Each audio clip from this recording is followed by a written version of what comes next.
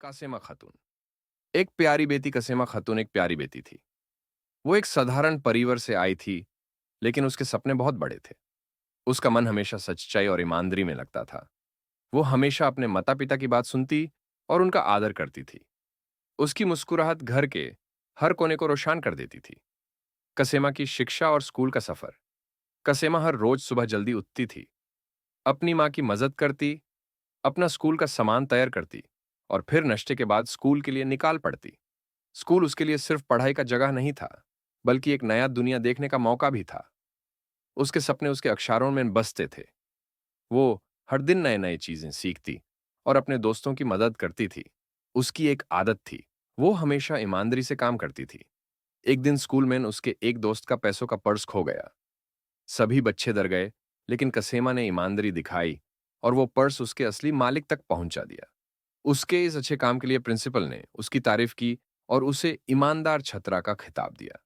कसेमा की परिवार के लिए समर्पण कसेमा सिर्फ एक अच्छी बेटी ही नहीं, बल्कि एक जिम्मेदार बहन भी थी। उसके घर में एक छोटी बहन समिया था जिसे वो बहुत प्यार करती थी। स्कूल से वापस आकर वो उसकी मदद करती, यूज कहानियां सुनाती और उसके साथ खेलती थी।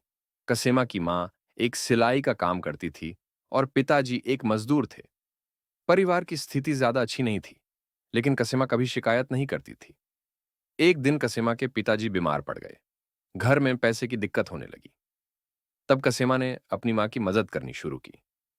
वो अपनी पढ़ाई के साथ साथ माँ के सिलाई के काम में हाथ बटाने लगी। दिन भर पढ़ाई और रात को माँ के साथ काम करके भी उसने कभी अपने सपनों से समझौता नहीं किया। कसेमा की उड़ान कसेमा के सपने सिर्फ एक छोटी जगह तक सीमित नहीं थे। उसका मन चाहता था कि वो एक दिन टीचर बने और गरीब बच्चों को पढ़ाए। उसने सोचा कि जो तकलीफें उसके परिवार ने झेली हैं, वो किसी और बच्चे को ना झेलनी पड़े। इस वजह से उसने और मेहनत शुरू की। उसकी मेहनत रंग लाई जब उसने अपने स्कूल के एग्जाम्स में सबसे अच्छा स्कोर किया। स्कूल के टीचर्स ने उसके मेहनत की तारीफ की और उसका उदाहरण दूसरे बच्चों के सामने रखा। उसके सपने अब और भी बड़े हो गए थे। एक दिन उसके स्कूल में एक बड़ा कंपटीशन हुआ, जिसमें उसने एक भाषण दिया। उसका विषय था मेहनत का फल। उसने अपने जीवन के अनुभव को शब्दों में पिरोया और सभी को प्रभावित कर दिया। जजेस ने उसको पहला इनाम दिया। उस दिन उसके माता पिता की आंखों में खुशी के आंसू आ गए। कसेमा का संदेश। कसेमा की कहानी सिर्फ एक कहानी नहीं, बल्कि हर उस बच्ची की कहानी है जो